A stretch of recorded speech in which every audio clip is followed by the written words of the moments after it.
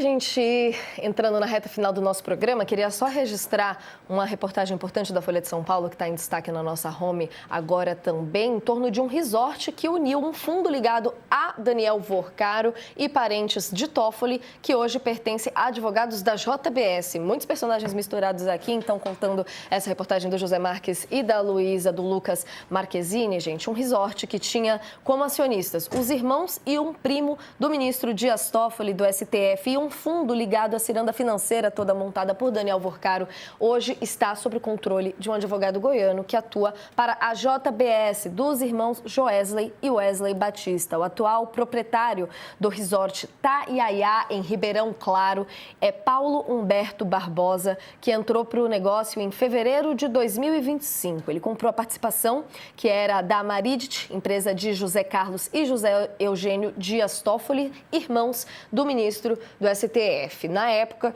o negócio foi estimado em 3,5 milhões de reais. O primo do ministro do Supremo, o Mário Humberto Degani, seguiu no negócio até setembro de 2025, quando também vendeu a parte dele para Humberto Barbosa, para Paulo Humberto Barbosa. Durante 4 anos, então, no período de 2021 a 2025, os irmãos de Toffoli, como mostrou também toda uma apuração da Folha de São Paulo, trazendo passo a passo disso, dividiram o controle do Taiaiá com esse fundo de investimentos chamado Arlim, que faz parte de toda essa rede intrincada montada pelo ex-banqueiro Daniel Vorcaro do Master, que a gente está vendo sendo desvendada aos poucos com as investigações da Polícia Federal. O primo de Toffoli, Degani, também participou da sociedade com fundos. Investigadores apuram se o Master usava uma rede de fundos, no contexto do que a gente tem das apurações que estão sendo feitas, apura se eles usavam uma rede de fundos hospedada na gestora Reag, que foi liquidada hoje pelo Banco Central,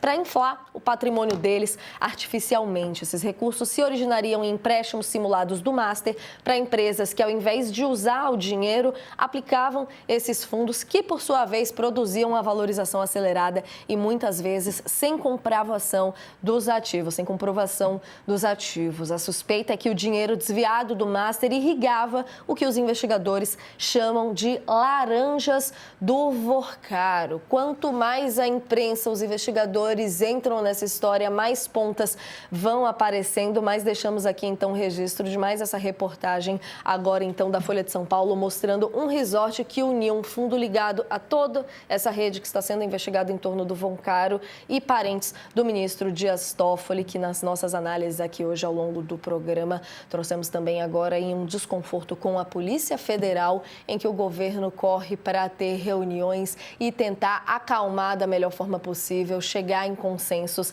para que a história avance, que os trabalhos da investigação avancem, mas sem conflitos institucionais, que é o que a gente mais vem acompanhando nos últimos tempos aqui no Brasil. A gente vai falar um pouco mais sobre o caso Master agora com o nosso colunista José Fux. A primeira vez que converso com o senhor aqui, José, muito prazer, seja bem-vindo ao nosso All News dessa quinta-feira. Já temos 2 liquidações no caso Master, né? Do próprio Banco Master, mas agora também da gestora Reag, investida além das suspeitas do caso Master com crime organizado aqui no Brasil, frentes que vêm se acumulando e entrando nas análises de vocês, né? Queria te ouvir também sobre as impressões que chegamos essa quinta-feira agora nesse caso. Uma boa tarde.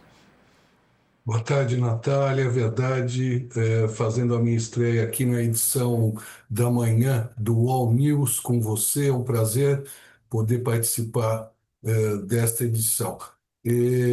Então, eu acredito que, em relação a essa questão do Master, o que mais me chamou a atenção de ontem para hoje foi esse recuo do ministro Dias Toffoli em relação àquela determinação de que a Polícia Federal entregasse o material apreendido nas investigações lacrado para ele.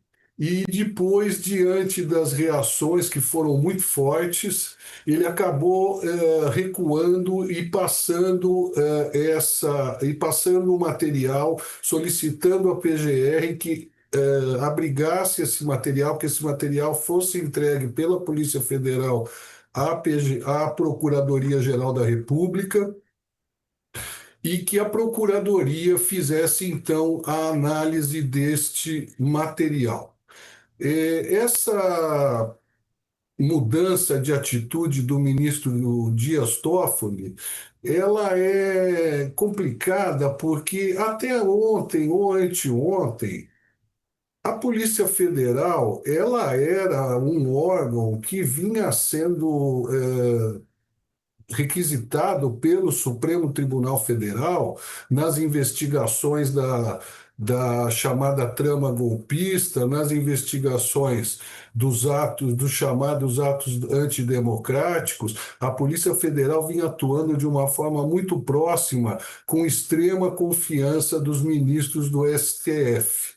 E, de repente, da noite para o dia, no caso do Banco Master, a Polícia Federal deixou de ser interessante, né, Natália? Passou a ser um órgão, digamos assim, não confiável para abrigar esse material, e essa responsabilidade foi transferida para a Procuradoria-Geral da República, que a gente sabe vem atuando também quase como um braço do Supremo Tribunal Federal, com muito pouca independência, avalizando de forma geral tudo o que o Supremo requisita e decide.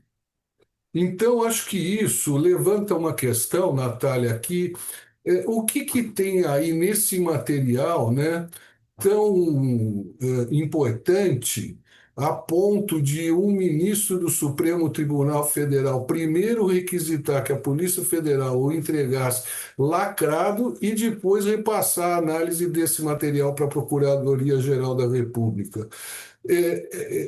Esse sigilo que está sendo envolvendo essa questão toda é algo que deixa muitas dúvidas, né, em relação ao que há de informação nesse material. A gente sabe, como você acabou de falar, dessas relações dos parentes do ministro Dias Toffoli com um fundo do Banco Master, né, que fez um investimento de 3,5 milhões num resort da família. Isso daí pegou muito mal, né? Já coloca uma dúvida em relação a essa atribuição do ministro Dias Toffoli de estar à frente desse inquérito, né? Que ele avocou para si e o colocou sob sigilo. E vai ficando tudo muito nebuloso, né, Natália? Isso é um caso que até o próprio ministro Haddad, né, Fernando Haddad, disse ontem, se não me engano, ou anteontem, que seria a maior fraude financeira da história do país, né? Então, se esse caso é tão representativo, tão significativo, e a gente tem acompanhado e está vendo que, de fato, são valores que circulam na casa dos bilhões e bilhões de reais, né? Dezenas de bilhões de reais. Não dá para entender, né, como pela primeira vez na história também o Supremo Tribunal Federal entra numa investigação técnica, normalmente empreendida de forma independente pelo Banco Central, mesmo antes de o Banco Central ganhar sua autonomia constitucional. Todas as liquidações de bancos que foram feitas nas últimas décadas foram feitas de forma independente pelo Banco Central, inclusive liquidações de bancos que tinham políticos muito importantes como acionistas, e de repente você vê aí o caso do Banco Master chegando nesse ponto. Então, eu acredito que isso revela muito sobre essa deterioração institucional que a gente vem observando no Brasil, e essa atuação sem limites do Supremo Tribunal Federal, nas mais diferentes causas, nos mais diferentes temas, inclusive de temas e assuntos que não são de sua atribuição em princípio.